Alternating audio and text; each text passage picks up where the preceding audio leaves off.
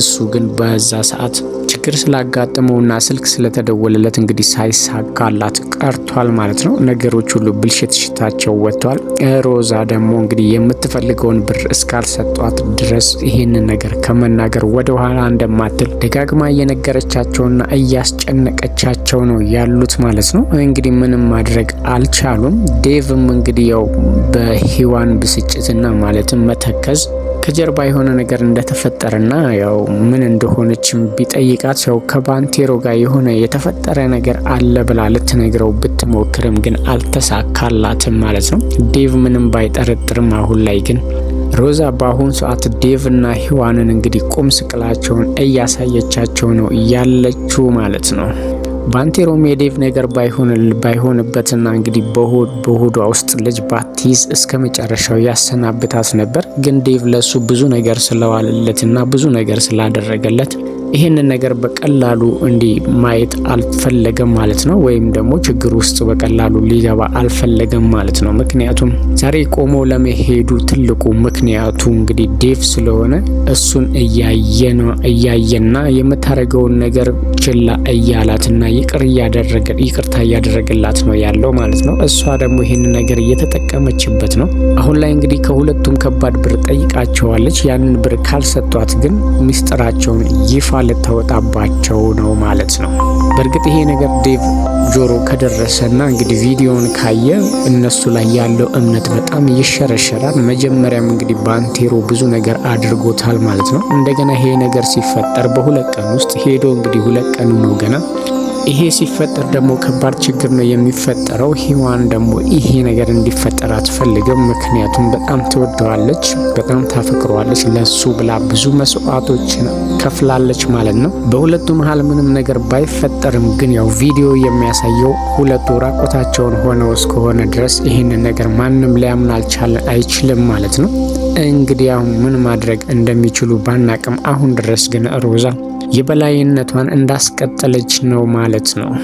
በዛ ላይ ዴቭ ደግሞ በአሁኑ ሰዓት ለባንቴሮ ያው ስራ እያመቻቸለት ነው። እቤት ውስጥ መዋሉና ያለ ስራ መቀመጡ ትልቅ ጭንቀትና መከራ እንደሚሆን ስላወቀ እንግዲህ ቦታ አመቻችቶለታል ማለት ነው። እንግዲህ እሱ ለሱ ደፋ ቀና እያለና ለሱ መልካም እያደረገለት እያስበለት ባለበት ሰዓት ደግሞ አሁን ሮዛ ይሄንን ነገር ብትነግረውና የተፈጠረውን ነገር እሷ ብትነግረው የሚፈጠረውን ነገር ማሰብ ያው በጣም ቀላል ነው ማለት ነው። በጣም ነው የሚጣላቸው ሁለቱም ላይ እንግዲህ ችግር ሊፈጥር ይችላል። ሙሉ በሙሉ ወደ ሮዛ ሊመለስ ይችላል ማለት ነው። በእርግጥ የሮዛን ወጥመድና ተንኮል ቢያቅም ግን የሚያየው ነገር እንዲሁ በቀላሉ አሜን ብሎ ሊቀበለው የማይችለው ነው ማለት ነው። ምክንያቱም እሱም ለሂዋን ትልቅ ፍቅር አለው። እንግዲህ ሮዛን ወደዛ ብሎና ከሮዛ ተለያይቶ ከሷ ጋር መሆን እንደሚፈልግም ደጋግሞ ነግሯታል። ጊዜና ቦታ እየጠበኩኝ ነው፣ ስለ ልጄ ትንሽ ማሰብ ስላለብኝ ብቻ ነው እንጂ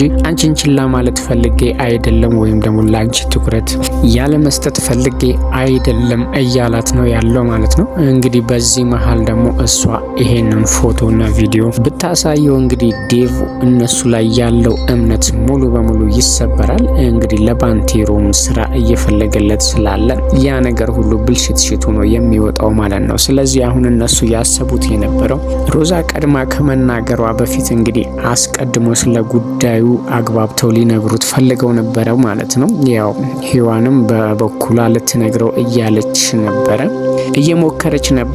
ግን ስልክ ስለተደወለለት ያው ትቷት ሄዷል ማለት ነው። ባንቴሮም እንግዲህ ደውሎ እንደሚፈልገው ነግሮት ያለውን ነገር ሙሉ በሙሉ ሊያፍረጠርጥለት ከሮዛ ቀድሞ ያው ሊነግሯት እየሞከሩ ነበረ ማለት ነው። ግን በፍጹም አልተሳካላቸውም። ያው ባንቴሮም ሊያናግረው በሞከረበት ሰዓት አስቸኳይ ስልክ መጥቶበት እንግዲህ እሱን ለማናገር ወይም ደግሞ ትቶት ሄዷል ማለት ነው። ይሄ ነገር እንግዲህ ወዴት እንደሚወስዳቸው ባናቅም አሁን ላይ ግን ያው ባንቴሮና ሂዋን በጣም ጭንቀት ውስጥ ነው ያሉት። የሚይዙትና የሚጨብጡትን ነገር አጥተዋል።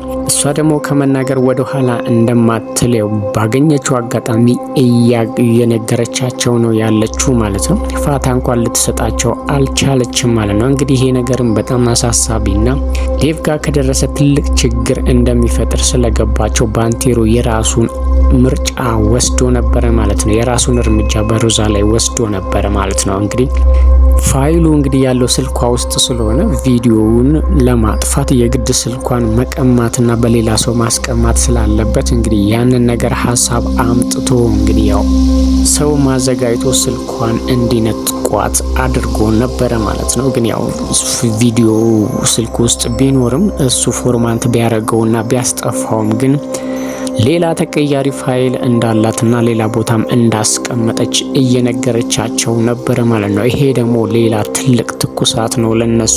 ምክንያቱም እነሱ ስልክ ውስጥ ብቻ ሊሆን ይችላል ብለው ነበር ያሰቡት። እሷ ግን ያው ለተንኮሏ መጀመሪያ አቅዳበትና አስባበት ይሄንን ነገር ስላደረገችው ሌላ ቦታም አስቀምጠዋለች ማለት ነው። እንግዲህ ባንቴሮ ይሄንን ነገር ለአንዴና ለመጨረሻ ጨረስኩትኝ ብሎ ሲያስብ እንግዲህ ምንም ነገር እንዳላደረገና በዚህ በቀላል መንገድ ይሄንን ነገር ሊያጠፋ እንደማይችል ነግረዋለች ማለት ነው። ሌላ ቦታም ፋይሉ እንዳላት ነግረዋለች። ምን ማድረግ እንደሚችሉ እንግዲህ ግራ ገብቷቸዋል። ያላቸውም አማራጭ አንድና አንድ ብቻ እንደሆነ እንግዲህ ከሉሊት ጋር እያወሩ ነበር። ያለቸው አማራጭ አንድና አንድ ብቻ እንደሆነ እንግዲህ ከሂዋን ጋር እያወሩ ነበረ ማለት ነው። እሱም ለአንዴና ለመጨረሻ ጊዜ ብሩን ሰጥተዋት ከሷ ጭንቀት መገላገል ነው ማለት ነው። እዚህ ጋር እንግዲህ ምንም ያህል ብር ቢሰጧት ሮዛ ያው መረጃውን እንደማታጠፋና እንግዲህ ለሌላ ጊዜም ይሄንን ነገር አስቀምጣ ልታስፈራራቸው እንደምትችል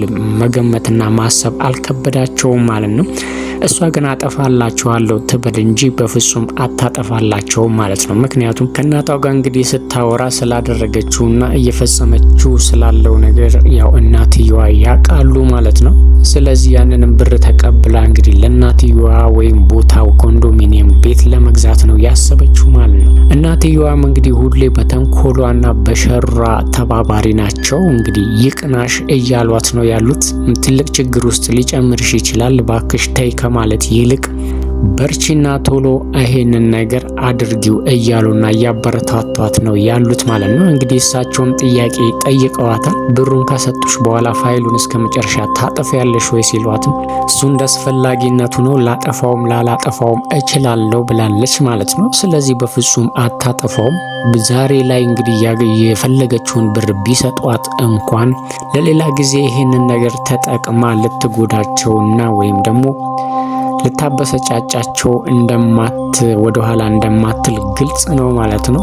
ስለዚህ እነ ባንቴሮ ብሩን ከመስጠታቸው ይልቅ እንደው ሌላ አማራጭ ቢጠቀሙና የእሷን ደካማ ጎን ቢፈልጉ ነው የሚሻላቸው ማለት ነው። ምክንያቱም እሷ ብዙ ደካማ ጎኖች አሏት፣ ከሌላ ሰዎች ጋር ግንኙነት ስላላት ያ ነገር እንግዲህ ይፋ ቢወጣና እነ ባንቴሮ እጅ ቢደርስ አንድ እኩል ይሆናሉ። አርፋ ልትቀመጥ ትችላለች እንጂ ፈለገውን ያህል ብር ቢሰጧት ዛሬ ላይ ለትንሽ ቀን ለአንድ ለሁለት ሶስት ቀን እንግዲህ ዝም ልትል ትችላለች እንጂ በፍጹም ሙሉ በሙሉ ፋይሉን እንደማታጠፋላቸው ግልጽ ነው። ለእናቷም እየተናገረች ነበረ ማለት ነው።